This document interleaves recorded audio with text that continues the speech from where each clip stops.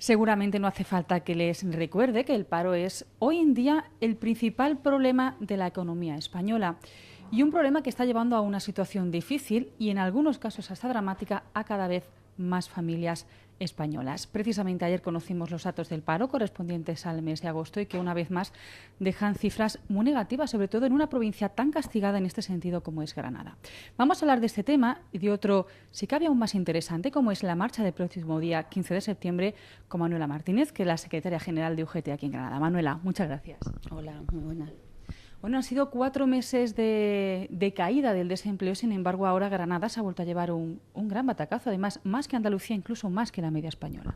Efectivamente, nosotros ya habíamos dicho que los datos de meses anteriores eran meramente coyunturales y que la situación del mercado de trabajo en Granada era muy preocupante. Era preocupante no solamente porque no se estaba creando empleo de calidad, porque eso ya lo veníamos también denunciando desde mucho tiempo, es decir, la inmensa mayoría de los contratos, 7 de cada 10 son contratos temporales, algunos por horas, por días, ¿no?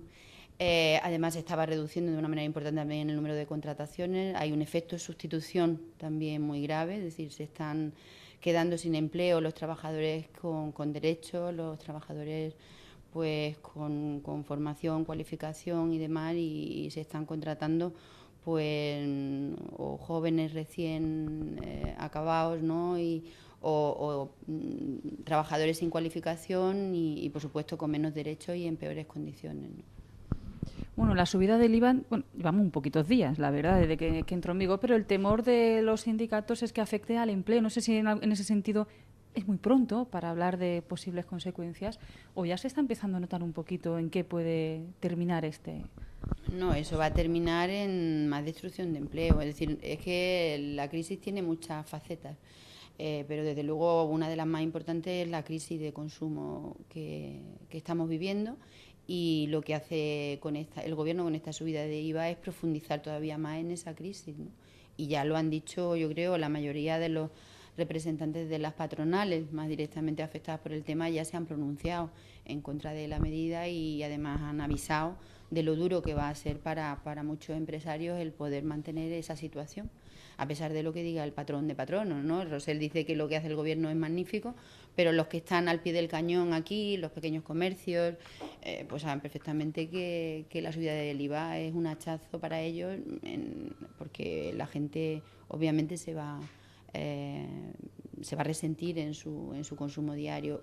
En definitiva, el grueso de nuestro sector económico en Granada son empresas muy chiquititas, y esas lo van a padecer especialmente. Por lo tanto, que va a haber cierre de empresas y que va a haber despidos en esas empresas, a nosotros no nos cabe la menor duda.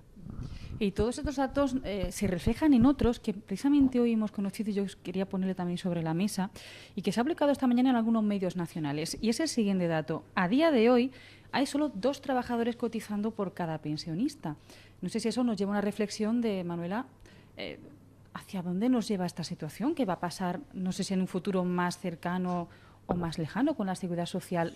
¿Están garantizadas estas pensiones a corto o medio plazo? Hombre, no cabe duda que cuantos menos trabajadores haya cotizando, menos dinero hay en la caja. Eso no.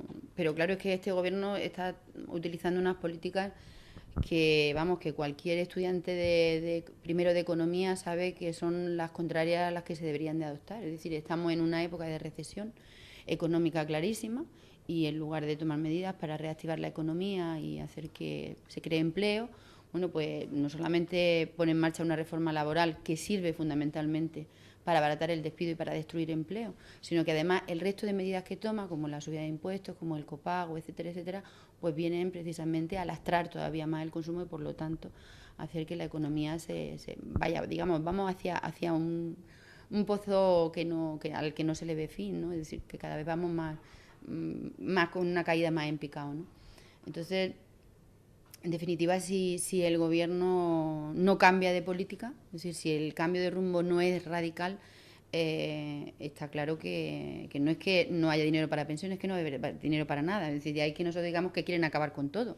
Es que es un eslogan que lo que viene es a dibujar realmente lo que estamos viviendo. Es decir, pues no hay dinero para la sanidad, ahora no hay dinero para educación, no habrá dinero para nada. Es decir, es una política que solo mira por la vía de los recortes de gastos, pero en absoluto se plantea que lo que hay que hacer es incrementar los ingresos, no a costa de que los mismos que están padeciendo la crisis, los mismos que estamos padeciendo los recortes, los mismos que estamos padeciendo el desempleo, además paguemos más con impuestos como el IVA y demás, no.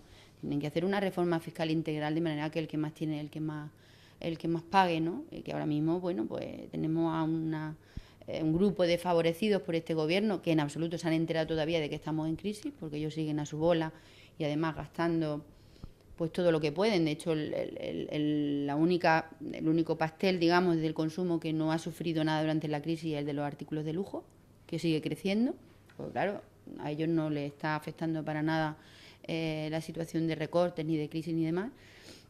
Entonces, hasta que este gobierno no tome medidas en ese sentido, pues no vamos a ningún lado.